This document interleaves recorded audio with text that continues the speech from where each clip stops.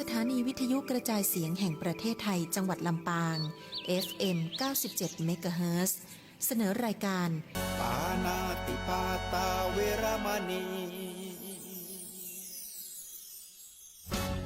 อทินนาทานาเวรมณีกาเมมุสาสุราเม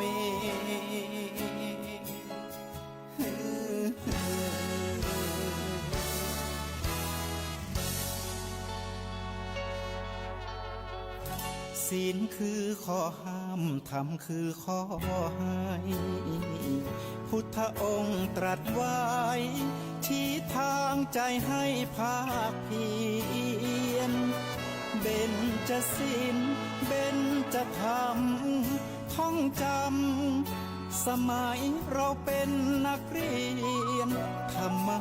ไม่เคยแปรเปลี่ยนแต่เรายังจำได้มาทวงคำมันหมู่บ้านศีลห้าถือเป็นพันธะชาวพุทธทุกคนทั่วไทยสำนักพุทธขับเคลื่อนธรรมจุดเทียนสว่างที่กลางหัวใจสังคมจะร่มเย็นได้ศีลธรรมในใจต้องมีเบญจศีลว่ายังไงไหนลองท่องมาข้อหนึ่งห้ามฆ่าสัตว์ข้อสองห้ามลักทรัพย์ข้อสามห้ามประพฤติผิดในกามข้อสี่ห้ามพูดเท็จข้อห้าห้ามดื่มสุราแล้วเบญจะทำทั้งห้าว่าอย่างไรในบอกชัดๆอีกทีข้อหนึ่งเมตตากรุณาข้อสองสัมมาอาชีพข้อสามกามสังวรข้อสี่ต้องมีสัจจะข้อห้าสติสัมปชัญญะศีลห้าข้อ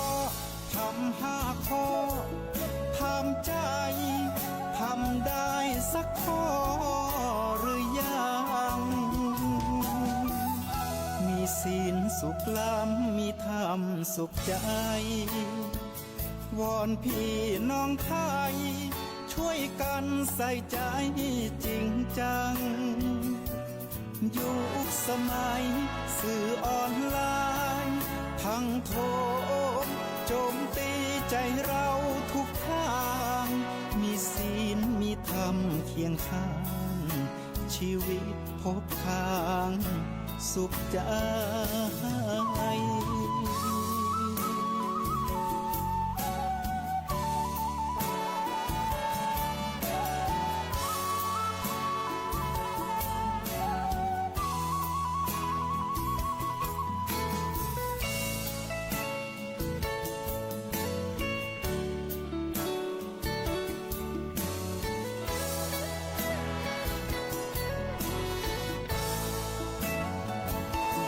เบญจศีล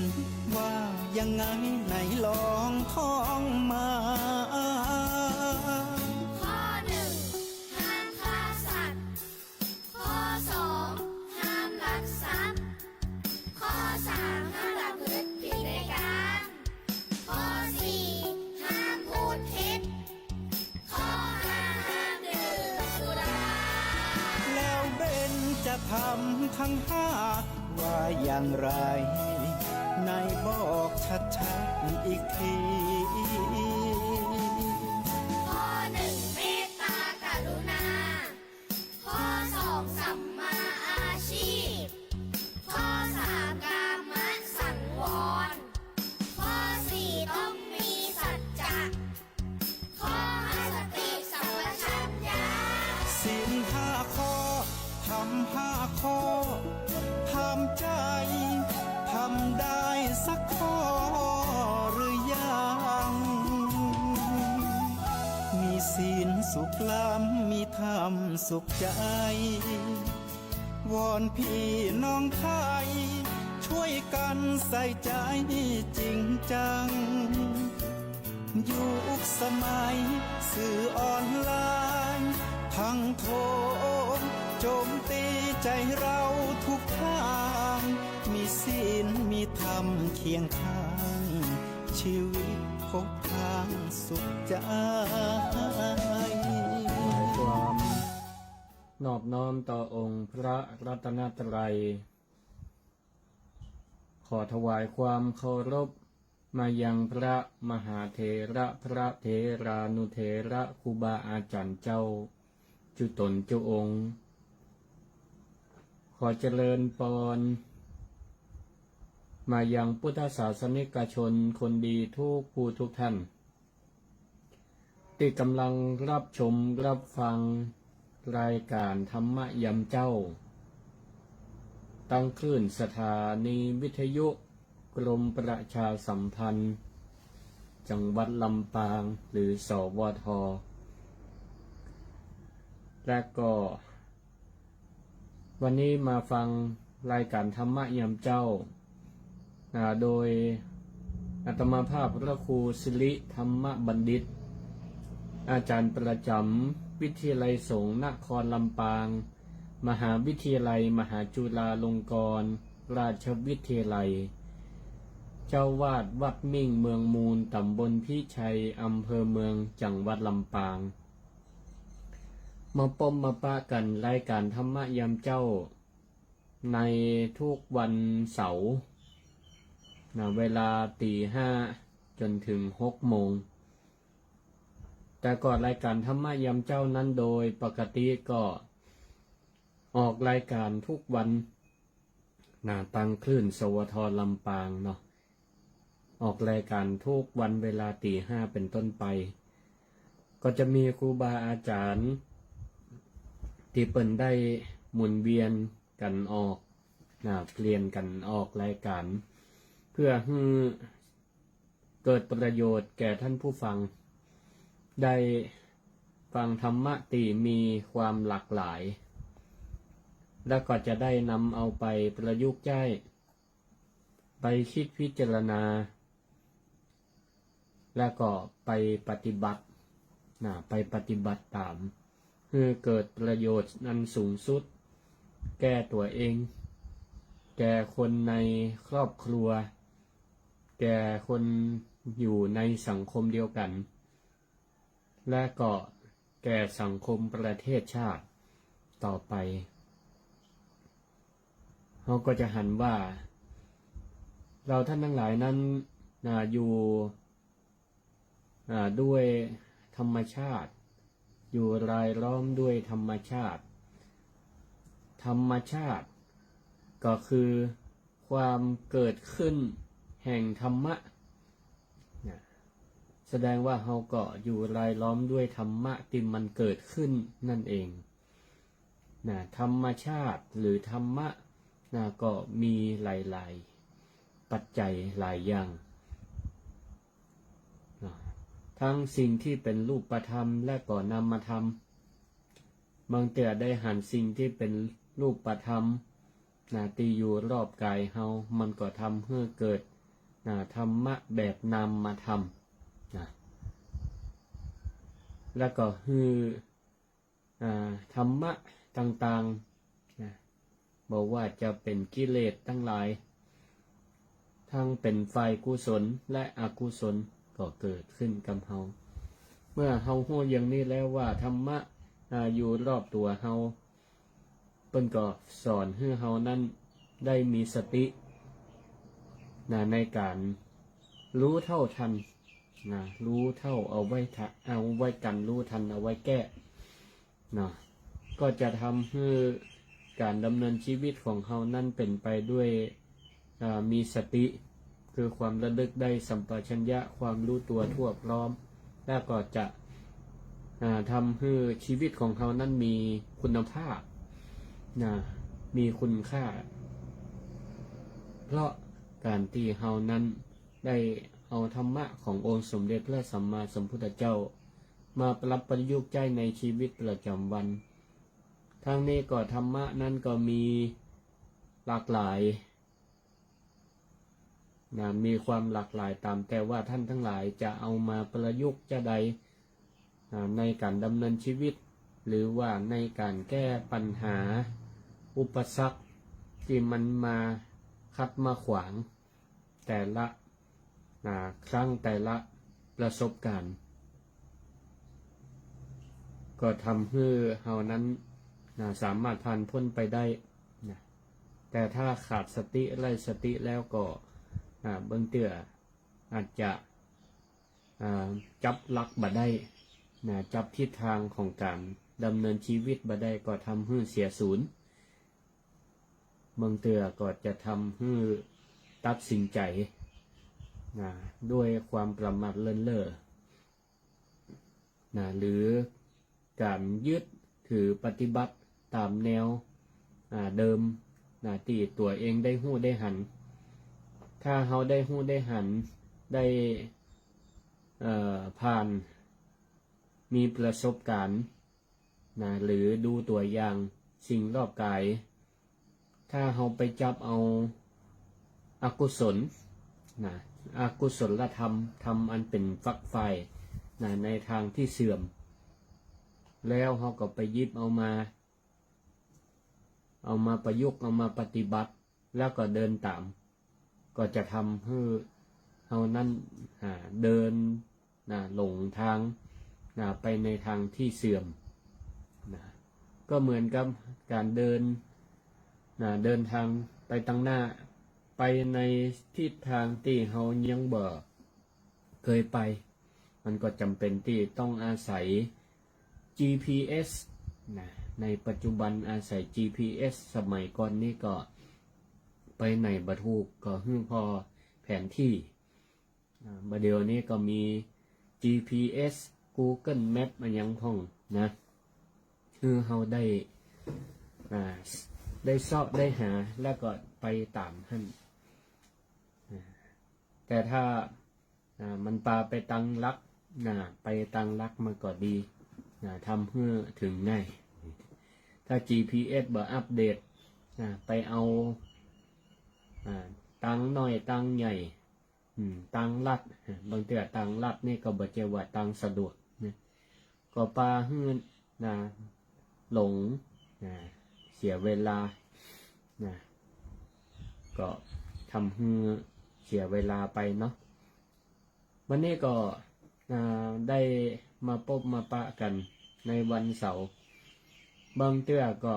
ถึงเวลาวันเสาร์ศรัทธาญาติโยมทั้งหลายก่อนถ้าดาฟังเหมือนกันก็ต้องขออภัยบางเตื้อนี่ก็จนปอนเนิกบัดตันว่าวันนี้เป็นวันอะไรยัง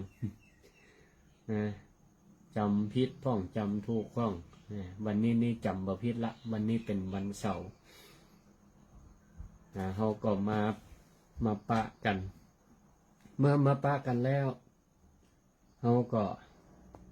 มาฟังธรรมะวันนี้ก็เอาธรรมะมานำเสนอเกี่ยวกับว่าด้วยธรรมของคนดีหรือเป็นห้องว่าสาธุนรธรรมสาธุนรธรรมก็แปลว่าธรรมะของคนดีนั่นเองสาธุแปลว่าดีนะสาธุแปลว่าดีนระแปลว่าคนธรรมก็แปลว่าธรรมะธรรมะของคนดีแปลตั้งหลังมาตั้งหน้าสาธุนรธรรมเวลาเราได้ยินได้ฟังได้หันตามสื่อ Facebook อันอย่างต่างๆคนเปิ้นทำกิจกรรมอันเป็นกิจกรรมที่ดีเป็นประโยชน์ต่อตัวเปิ้นเองต่อชุมชนสังคมก็ดีเราก็มักจะใช้คำว่าสาธุใช้คำว่าสาธุสาธุสาธุนี่เป็นการสรรเสริญเป็นการคือความเคารพเป็นการสรรเสริญบุคคลที่เปิ้นทำดีพูดดีคิดดี เขาก็ว่าสาธุแปลว่าดีแล้วแปลว่าดีแล้วหรือกล่าวอันอย่างต่างๆที่มันเป็นมงคลอย่างที่เป็นคำสุภาษิตแนะนำอันอย่างที่ในทางที่ดีเขาก็ใจคำว่าสาธุกรรมเต็มก็คือสาธุตยาวุตตวจนังกรรมอันที่ท่านได้กล่าวแล้วเป็นคำอันดีอันนี้เป็นห้องว่าการรับคำว่าสาธุศรัทธาญาติโยมทั้งหลายแต่บางกรณีอันนี้ก็เป็นเกณฑ์ความรู้ถ้าเกี่ยวกับการมรณภาพของพระสงฆ์องค์เจ้าที่เปิ่นออกตามสื่อเฟซบุ๊กต่างๆเพื่อเป็นการแจ้งข่าวสารการสูญเสียบุคคลอันเป็นปูชนียบุคคลอันเป็นผู้ที่ศรัทธาญาติโยมทั้งหลายเคารพนับถือเมื่อเปิ่นได้ฮู้ได้ทราบเปิ่นก็งดใจคำว่าสาธุเพราะการสูญเสียบ่ได้เป็นการดีเพราะบางเถื่อศรัทธาบอกเข้าใจคำว่าสาธุต่อไปก็ใจให้ถูกต้องเนอะ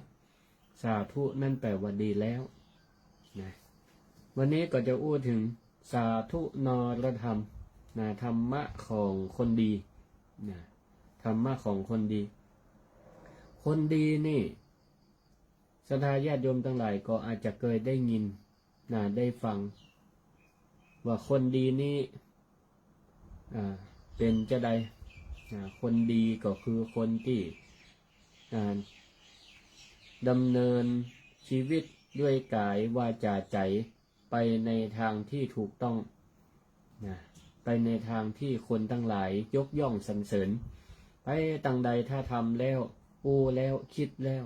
เปิ้นว่าอันนี้ถูกต้องดีละต้องเป็นนักปราชญ์เท่านั้นนะถ้าไปปะคนที่มุ่งหวังแต่จะเอาประโยชน์จากคนอื่นใครได้เข้าใครได้ของใครได้เงินทองจากเปิ้น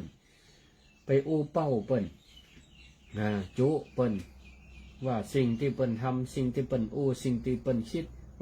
ดีแล้วอย่างอีนี่ก็ยังว่าดีเถอะเปิ้นบอกว่าสิ่งที่ดีที่เฮา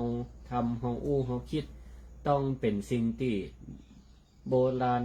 นักปราชญ์บัณฑิตทั้งหลายผู้รู้ในสมัยอดีตเปิ้นก็ได้กล่าวกันไว้ว่ารับรองกันไว้ว่ามันเป็นสิ่งที่ถูกต้องถ้าทำก็คือทำในตามแนวนี้ก็เป็นการทำดีในแนวนี้ก็เป็นการดีคิดมีความคิดความเห็น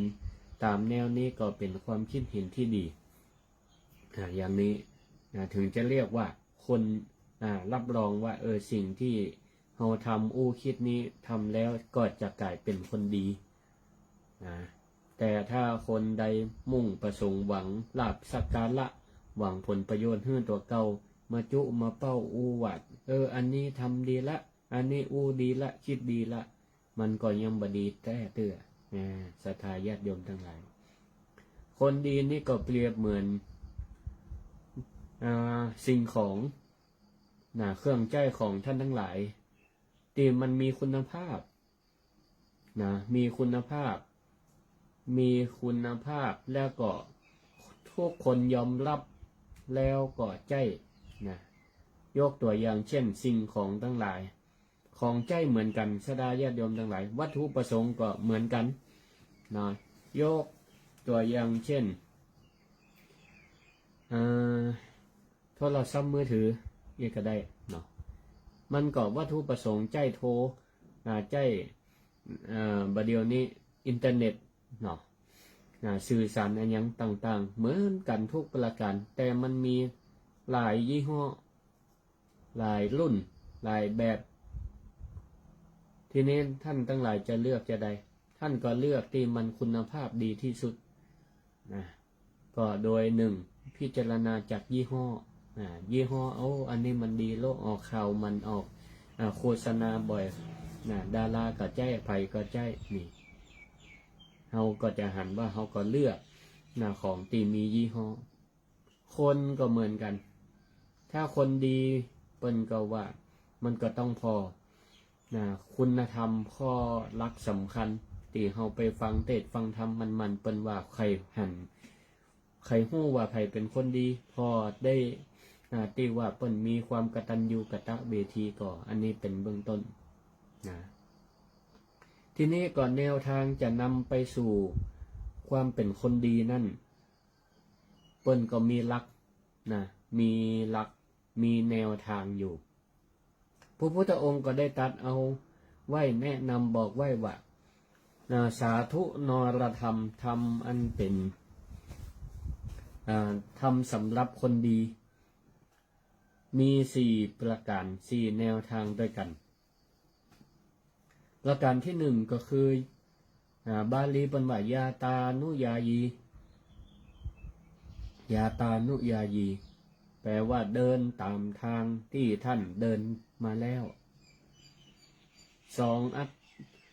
อัสสัญจะปานิงปริวัตชยสุแปลว่าเบาเผาฝ่ามืออันชุ่มประการที่3มาจัสสุมิเตสุพัทาจิทุพพิแปลว่าไม่ทุษร้ายมิตรบอกว่าจะในเวลาใดประการที่4มาจวสังอาสตีนัง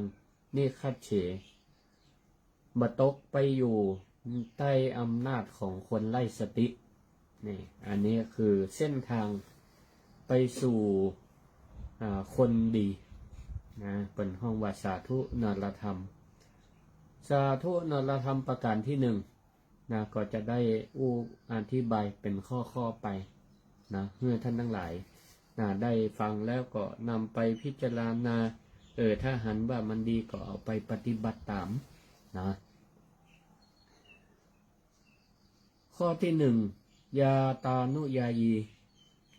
ก็หมายความว่าเดินตามทางที่ท่านได้เดินมาแล้วหมายความว่าจะได้หมายความว่า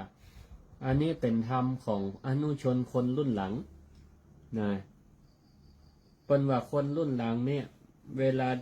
จะทำปฏิบัติสิ่งที่ทำคำที่พูดใจที่คิดอย่างเนี่ยถ้ามันสะดวกมันง่ายมันเร็วก็ปฏิบัติตามแนวทางที่บุพการีชนก็คนที่เปิ่นทำไว้ในครั้งก่อนทำไว้ในอดีตคนรุ่นก่อนได้ทำมาไว้แล้วเขาก็ได้ปฏิบัติตามเดินทางตามมันก็จะทำให้การปฏิบัตินั้นมันสำเร็จไปได้เร็วขึ้นดีกว่าเขามาลองผิดลองถูก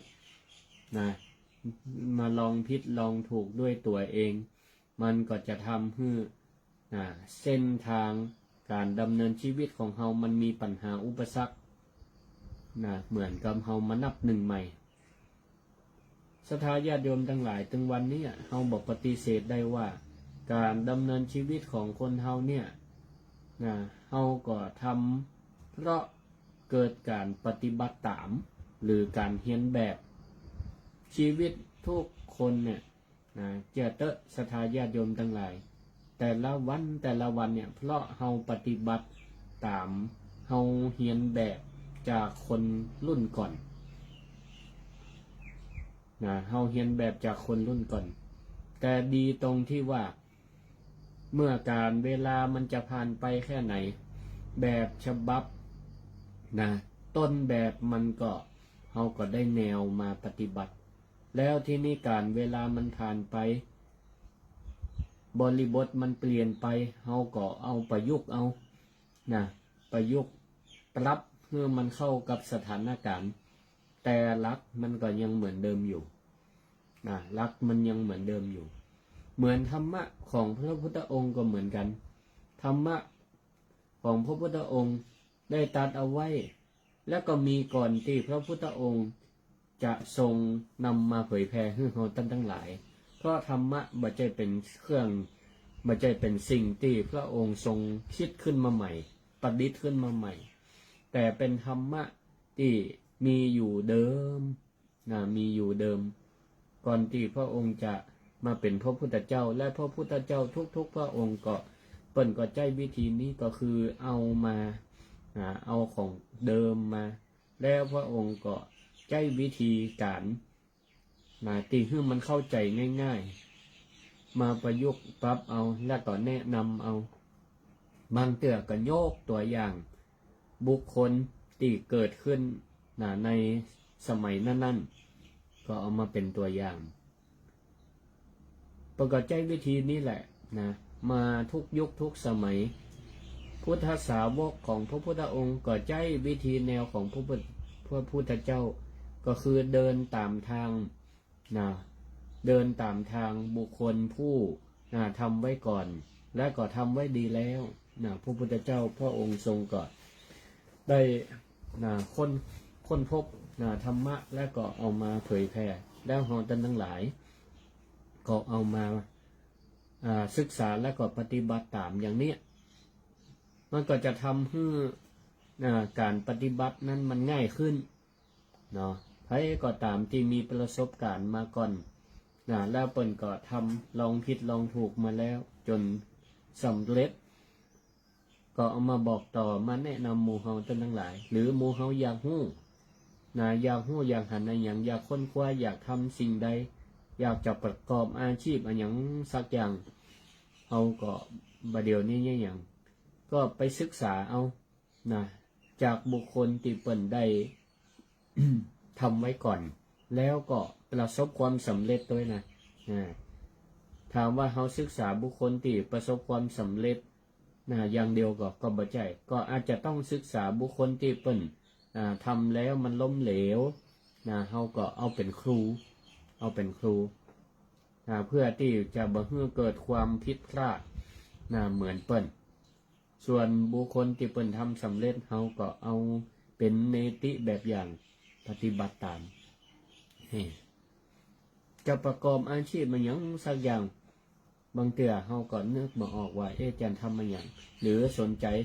อยากทำสิ่งนี้เขาก็ไปศึกษาวิธีว่าปัญญาจะใดบางเตื้อเนี่ย คนเปิ่นก็มีความถนัดในการกล้าขายอยากประกอบอาชีพนี้หรือเช่นอยากจะเป็นปอกก้าแม่ก้าขายกับข้าวกับปลามีความสนใจมีพื้นฐานในการทำกับข้าวแต่ที่นี่จะได้คือมันลำจะได้คือมันลำก็ไปศึกษาพ่อสูตรคนนั้นคนนี้ขายก๋วยเตี๋ยวจะได้คือก๋วยเตี๋ยวมันลำก็ต้องไปดูตัวอย่างที่เปิ่นทำสำเร็จนี่คือจะได้ก็คือผลลัพธ์ลูกก้าเต็มล้านแต่ละวันบ่ได้ขาดก็แสดงว่ารสชาติเปิ้นดีเปิ้นมีจุดแข็งในอย่างเปิ้นมีจุดเด่นในอย่างก็ไปศึกษาถ้าเจ้าของเปิ้นบ่จิบ่ขางก็ถือว่าเป็นสิ่งที่ดีเขาก็ได้ศึกษาแล้วก็เอามาเป็นแนวทางแล้วก็เดินตามเปิ้นอย่างเนี่ยมันจะทำให้การดำเนินชีวิตของเขาเนี่ยบ่เสียเวลาบ่เสียเวลาทางนี้มันก็อยู่ที่ปัจจัยหลายอย่างแต่ทั้งนี้เนี่ยสำคัญที่สุดก็คือเคล็ดลับนี่อันนี้สำคัญถ้าเราฮู้เคล็ดลับมีกรรมหนึ่งที่เป็นบอกว่าถ้าคนที่ว่าจะเป็นปอกก้าแม่ขายทำกับข้าวกับป่าลำนี่เปิ้นว่าก๋วยเตี๋ยวอร่อยอยู่ท้ายซอยคนก็ไปหมายความว่าจะได้คือถ้าเรามีสูตรเราเรียนรู้จากคนก่อนเปิ้นได้ทำไว้นี่แล้วเราเอามาทำจึงบอกว่าเขาจะขายอยู่ที่ไหนคนก็ตึงตยไปกินคือกำลังจะบอกว่าศรัทธาญาติโยมทั้งหลายบรรพบุรุษของเฮาเนี่ยพ่อมอนแม่มอนปู่ย่าตาทวดพ่อแม่เฮาทั้งหลาย บางเทื่อเปิ้นก็ยืดอาชีพที่มันเป็นเอกลักษณ์เป็นอัตลักษณ์ของครอบครัวนะแล้วก็เปิ้นก็ได้ทำเอาไว้บางเทื่อเนี่ยลูกหลานคนรุ่นใหม่หันว่ามันเป็นเรื่องที่ล้าสมัยบัดทันสมัยก็บ่สืบทอดบางเทื่อมันก็น่าเสียดายนะของเปิ้นอาชีพตีมีดนะอาชีพตีมีดแต่ก่อนนี้อาตมาเนี่ยได้ไปขอฮื้อศาลาที่อำเภอห้างชัดบ้านอะไรอย่างก็ที่เปิ้นตีมีดนี่นะที่ไปขอฮื้อเปิ้นทำเนี่ยก็บ่ได้มีความนิยมชมชอบเรื่องมีดเรื่องผ้าเรื่องดาบอะไรอย่างต่อใดแต่ไปหันในโฆษณาในสื่อข่าวเป็นว่าโอ้คนญี่ปุ่นคนต่างชาตินี่ข้ามทะเลเนี่ยมาตีหมู่บ้านตีมีดบ้านขามแดงอีกกันเนาะถ้าจำบ่ผิดอำเภอห้างชัดคนญี่ปุ่นต่างชาติข้ามน้ำข้ามทะเลมาตีมีดก็เปิ่น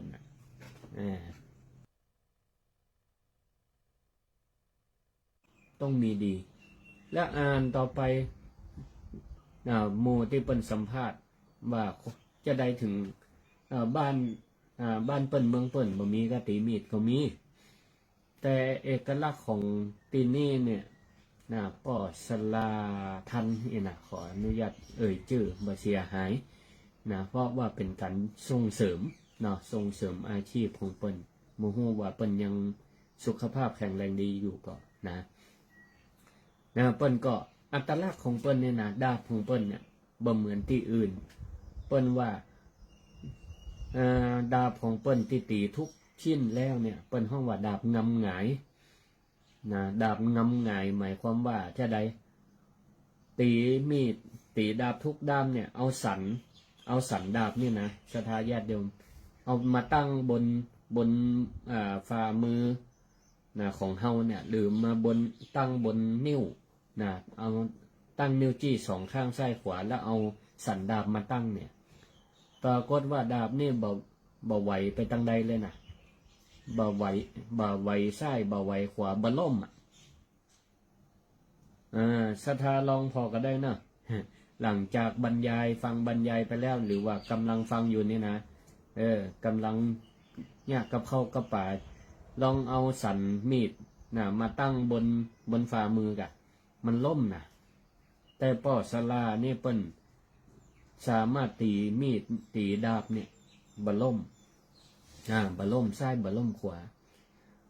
ซึ่งก็ไปหาเปิ้นตอนนั้นก็ไปสัมภาษณ์ไปถามว่าเปิ้นทำได้บางเล่มก็ว่าจะได้เปิ้นบอกว่าดาบของเปิ้นมีดของเปิ้นตีทุกเล่ม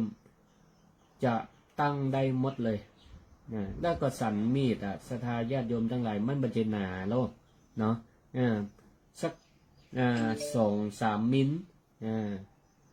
มันบ่จะหนาเนี่ยเอามาตั้งบนฝ่ามือตั้งได้ก็เป็นตีหน้าอัศจรรย์ก็แสดงว่าต้องอาศัยเทคนิคความเชี่ยวชาญเปิ้นก็บอกว่าเปิ้นทำมาสืบจากรุ่นสู่รุ่นอันนี้นี่น่าอนุรักษ์รักษาอาตมาก็เลยว่าป้อตีไว้ให้ตู้เจ้าสักด้ามหนึ่งเนอะกว่าจะได้ในคิวยาวนะศรัทธาญาติโยมทั้งหลายเป็นก็ปีกว่าจะได้กว่าจะสำเร็จเพราะบัจเจว่าหนึ่งใช้เวลาทำก็เป็นว่าวันหนึ่งได้ประมาณสัก3 ด้ามแล้วก็คิวนี่กันมันยาวนี่ชื่อเสียงของเปิ้นนี่ไปไกลคนต่างประเทศก็มาไผก็มาก็เลยถามต่อไปว่าแล้วพ่อมีไผสืบทอดได้ยังเปิ้นก็บอกว่าลูกของเปิ้นลูกบ่าวของเปิ้นสืบทอดอันนี้แหละศรัทธาญาติโยมทั้งหลายการเดินตามเส้นทางที่เปิ้นได้เดินมาแล้วเนี่ยก็จะทำให้ ประเพณีวัฒนธรรมก็ตามที่คนเก่าคนแก่ได้ทำมาไว้เฮามาสืบทอดมันก็จะได้สืบต่อไปอย่างนี้เป็นห้องว่ายาตานุยายีนะอันนี้เป็นตัวอย่างอาชีพก็เหมือนกันนะอาชีพก็เหมือนกันบางห้องนี่เป็นสืบทอดตามสายโลหิตเป็นเนาะพ่อแม่สืบทอดต่อลูกรุ่นต่อมาบัดเดี๋ยวนี้เป็นก็เอามาออกสื่อต่างๆนี่นะอาหารเนี่ยโดยเฉพาะโฆษณาอาหารนี่น่าขนาดแต่สิ่งหนึ่งที่เป็นจุดขายของแต่ละเจ้าก็จะโฆษณาบอกว่าทำมายาวนานนั่นเป็นเครื่องบอกว่าหนึ่งเปิ้นทำมาเมินประสบการณ์ก็นักแสดงว่าสูตรมันคงที่อาหารมันก็ต้องล้ำและก็แหมอย่างหนึ่งกล้าขายมาเมินนี่ก็เป็นเครื่องการันตีว่าลูกค้ามาอุดหนุนอย่างต่อเนื่องก็แสดงว่าสินค้านั้นดีมีคุณภาพนี่แล้วเราจะปล่อยให้มันเป็นให้มันหายไปได้จะใดถึงแม้ว่าการเวลาผ่านไปโลกมันเจริญก้าวหน้าลูกหลานมาสืบทอดต่อ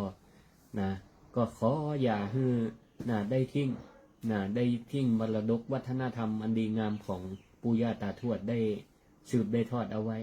แต่ก็จะประยุกต์เอาเนาะปรับรูปแบบเป็นห้องว่าสร้างมูลค่าเพิ่มก็สุดแท้แต่อย่าให้มันสูญหายเนาะต้นฉบับต้นแบบอย่าให้มันสูญหายอันนี้เราอ่อนรุ่นใหม่เป็นก็ทำอยู่มันก็จะเกิดซอฟต์พาวเวอร์เป็นกรรมปัจจุบันกรรมสมัยใหม่นี่เป็นห้องว่ายาตานุยายีเดินตามทางเดินที่เปิ้นเดินมาแล้วก็เหมือนกับยกตัวอย่างแหมอย่างนึงการเดินตามก็เหมือนกันถนนแต่ละเส้นแต่ละสายเนี่ยบอกว่ายุคการเวลาผ่านไปเปิ้นก็ยังใช้ถนนเส้นลักอยู่ขึ้นเหนือล่องใต้ก็ยังใช้ถนนเส้นเดิมเพียงแต่ว่าการเวลาผ่านไปรถมันนักขึ้นกะถนนมันสุดมันเสียหายกะเปิ้นก็มีการปรับปรุง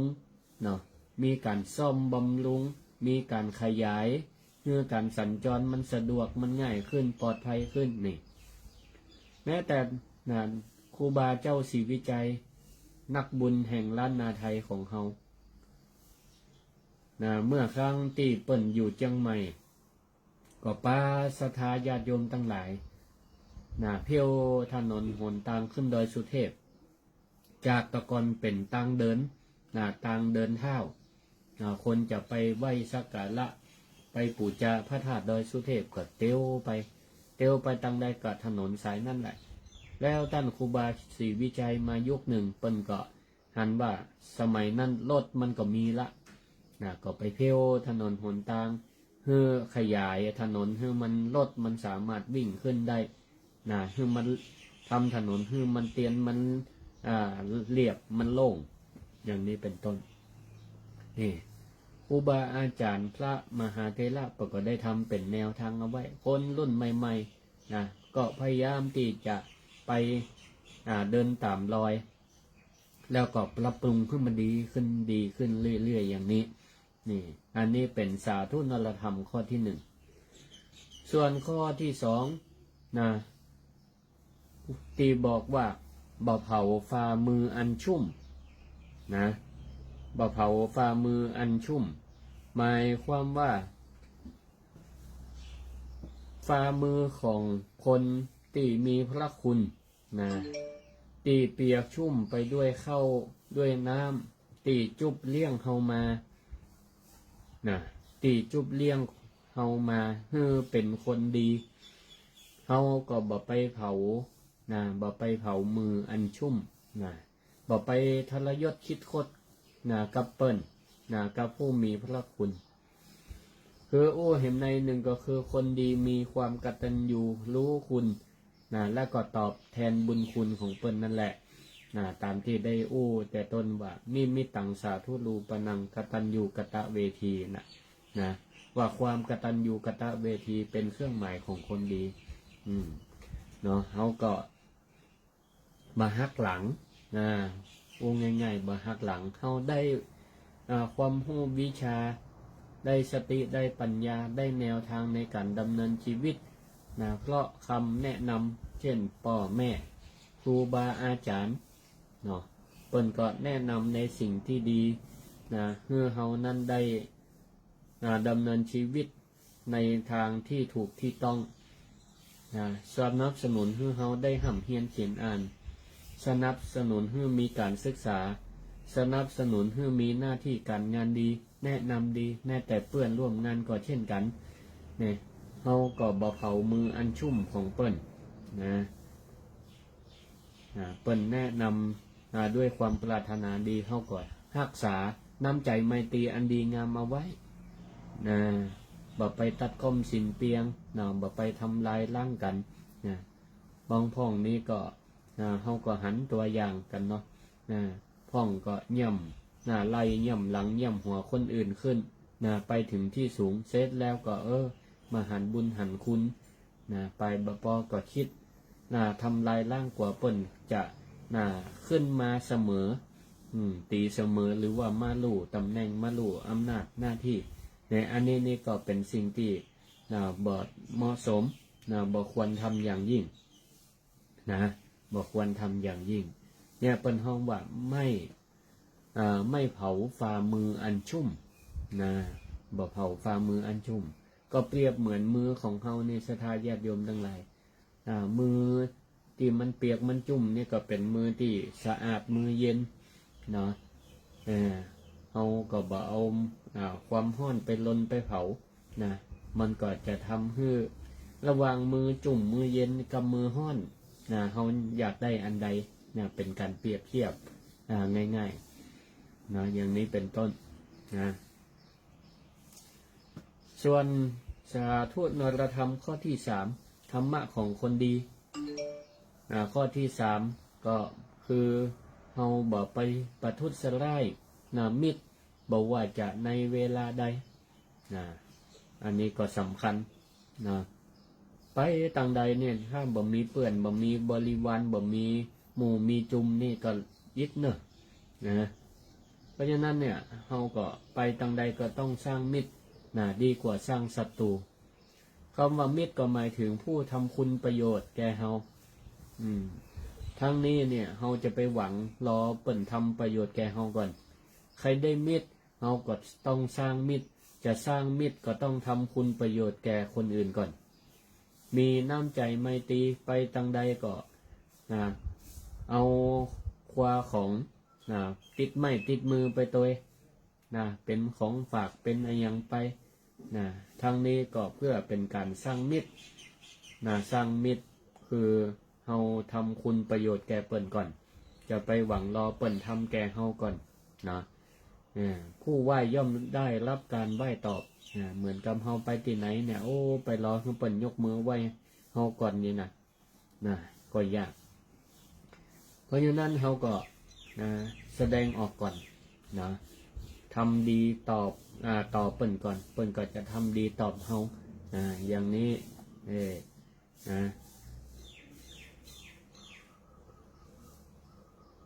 อย่างเช่นเจ้านาผู้ฆ่าโคหลังจากไถนาเสร็จแล้วอย่างนี้เปิ้นก็ห้องว่าประทุษร้ายมิตรเสร็จนาฆ่าโคถึกเสร็จศึกฆ่าทหารอย่างอีนี่ก็แบบดีเนาะเวลาเปิ้นมีประโยชน์นี่ก็ใจเปิ้นเป้าเปิ้นเอาใจกันอันนี้บ่ใจมิตรมิตรแต่เนาะแต่พอเวลาสมประโยชน์แล้วก็บ่สนอกสนใจกันละกันเหียอย่างนี้เป็นต้น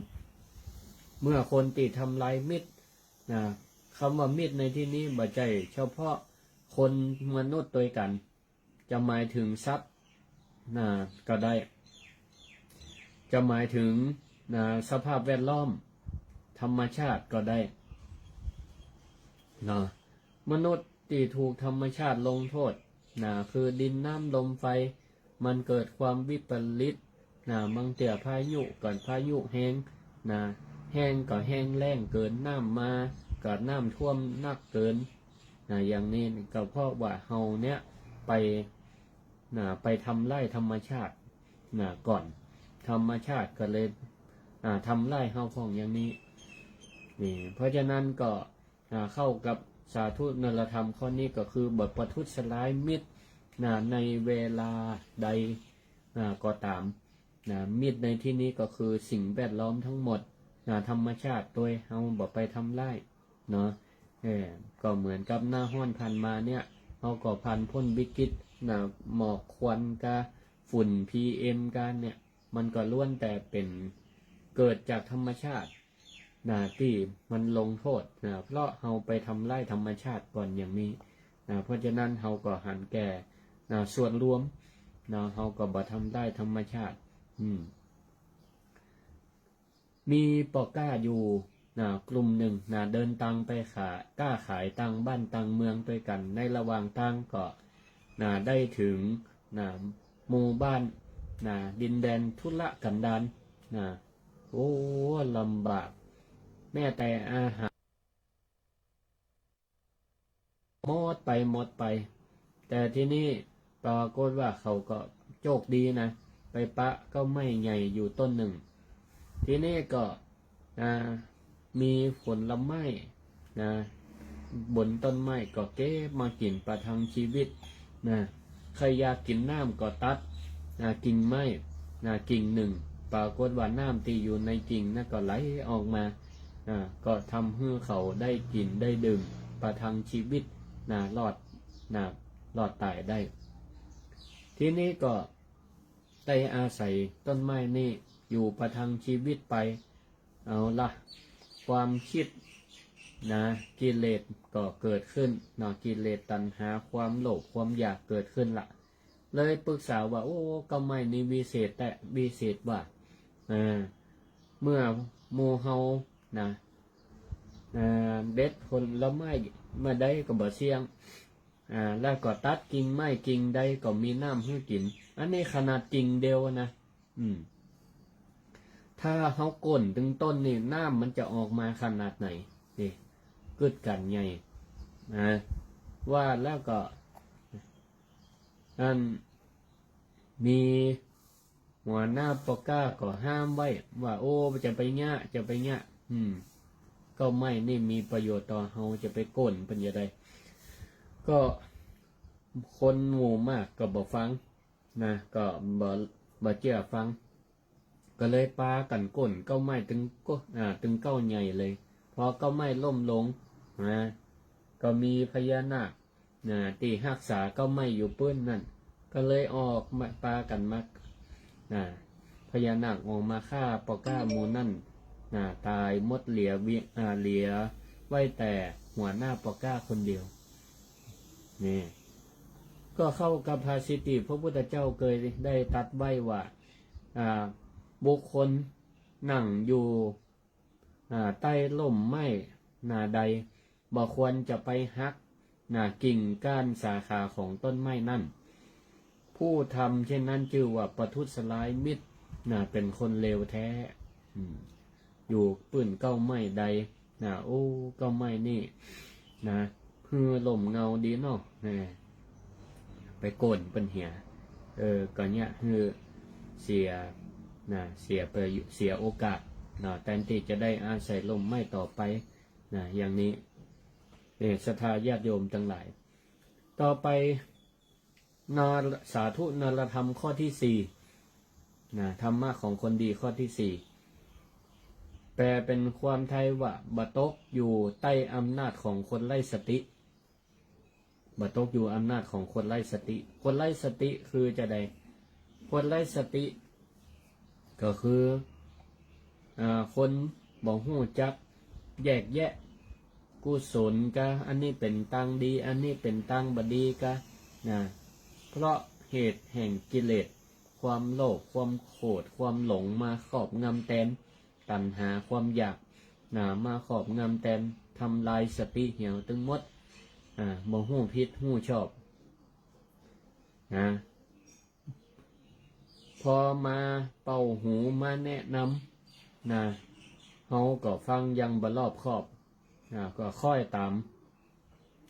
ก็จะทำให้เกิดเพศภัยมาได้ในภายหลังคนที่เจือถือกรรมของค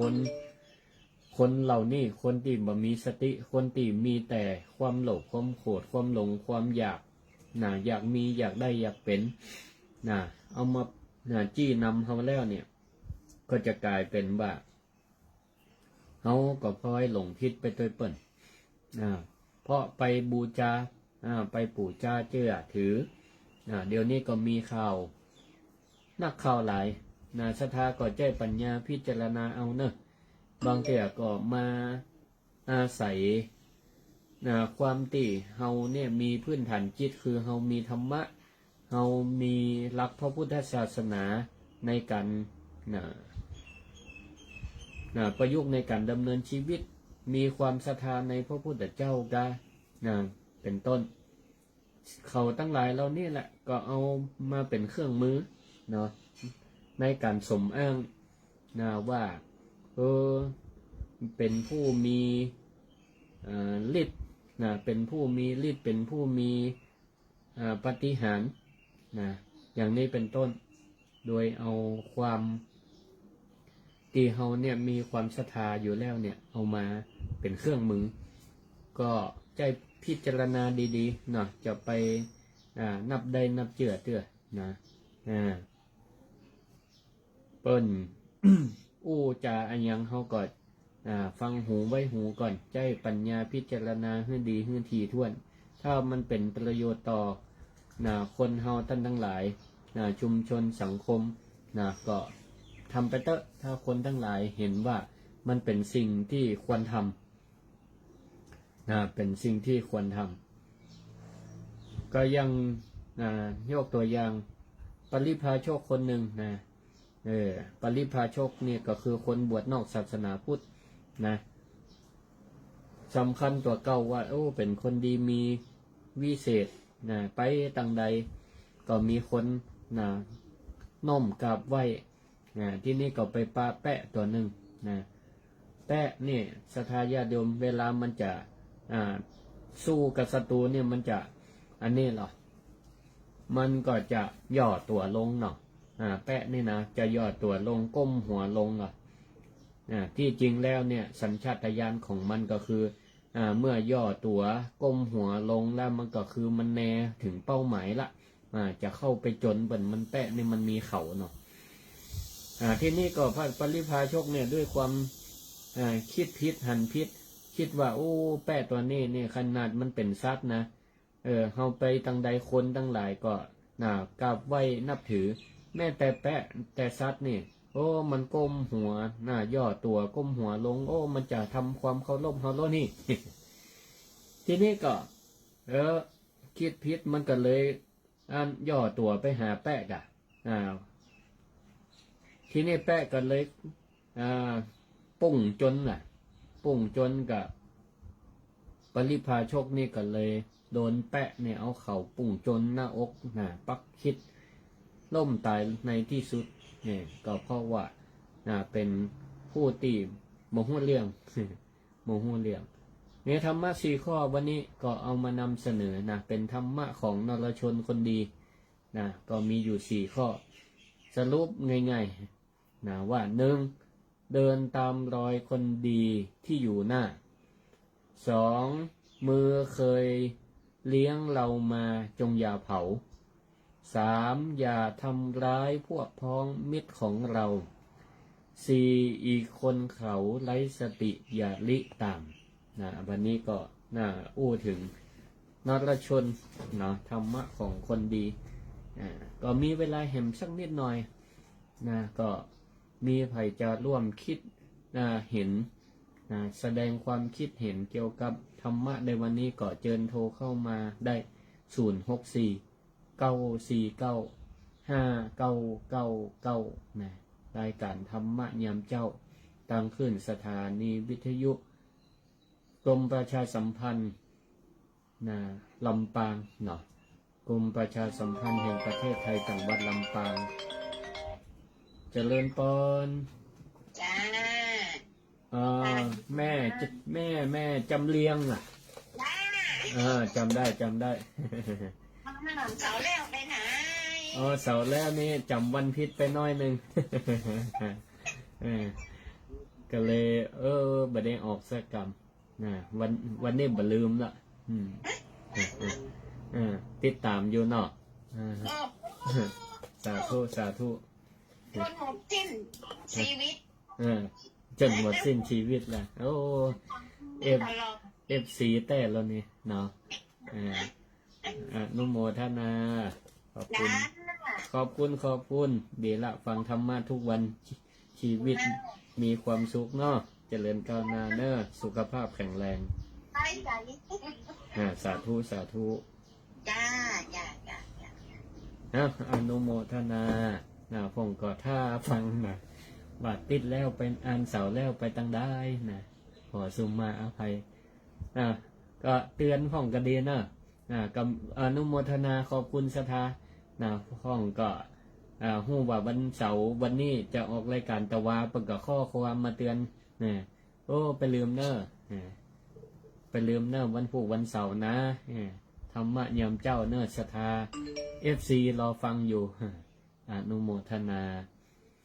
064-949-5999ที่ชมได้กันได้หรือ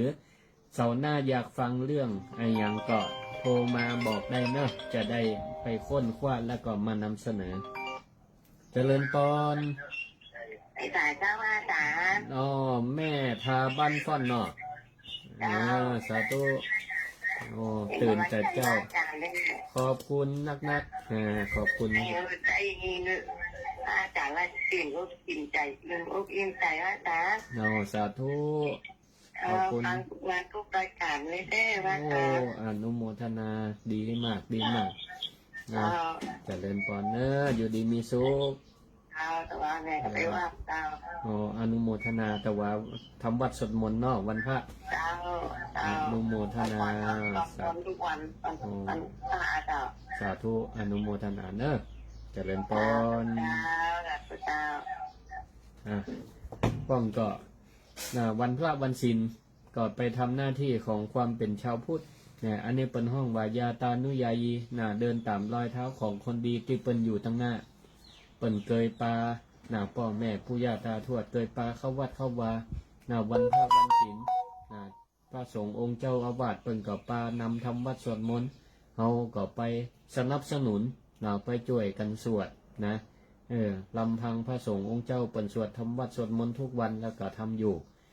ถ้าศรัทธามีโอกาสเปิดช่องนี่เนาะโอ้ไข่ปะวัดวาอารามใดตีเปิ่นวันพระวันศีลศรัทธามาเนิ่นนี่นะศรัทธาบางห้องนี่อยู่บางตีเปิ่นว่าที่นี่เปิ่นบ่ได้จัดพระหลวงปู่หลวงพ่อเป็นเจ้าวาดอยู่ตนเดียวก็บ่มีโอกาสได้ไปร่วมบางตีถ้าเปิ่นมีการเปิดโอกาสเชิญชวนศรัทธาไปเถอะเนาะไปทำวัดสวดมนต์เพื่อเป็นการทำวัดสวดมนต์นี่ก็คือเป็นการสำรวมวาจาของเฮานะใจกำอู้ของเฮาเนี่ยคือเป็นสุภาษิตก็คือสวด1 ชั่วโมงกะเกิงชั่วโมงกะแต่กรรมดีทั้งนั้นกรรมสรรเสริญบ่ไปด่าไปว่าฮื้อไผไปตีฉินนินทาไผไปกำหยาบแจ้งไผนี่เป็นกรรมมงคลทำจะบ่อยๆทำบ่อยๆเนี่ยเป็นว่าจะเป็นคนหอมเป็นคนปากก็ปากหอมเนี่ยเป็นคนมีศีลหอมศีลนี่เป็นกลิ่นศีลของกลิ่นนี่ก็เป็นประโยชน์เป็นประโยชน์เนาะไปต่างใดก็ได้เนาะเอาละเวลาหมดเวลาขอลวดลาศรัทธาญาติโยมไว้เพียงเท่านี้ก่อนพบปะรายการธรรมะยามเจ้าทุกเจ้าเวลาตี 5 ถึง 6 โมงแต่สำหรับอาตมานั้นทุกวันเสาร์เฮามาปะกันพ่อครูสิริธรรมบัณฑิตอาจารย์ประจำวิไลสงฆ์นครลำปางแล้วก็เจ้าวัดวัดมิ่งเมืองมูลตำบลพิชัยอำเภอเมืองจังหวัดลำปางขอลวดลาศรัทธาไว้เพียงเท่านี้ ขอความสุขความเจริญจงมีแก่ทุกผู้ทุกท่าน อายุวันโนสุขังปะลัง ติดตามรับฟังรายการธรรมะยามเช้าได้ใหม่ในวันและเวลาเดียวกันนี้ทางสถานีวิทยุกระจายเสียงแห่งประเทศไทยจังหวัดลำปาง FM 97 เมกะเฮิรตซ์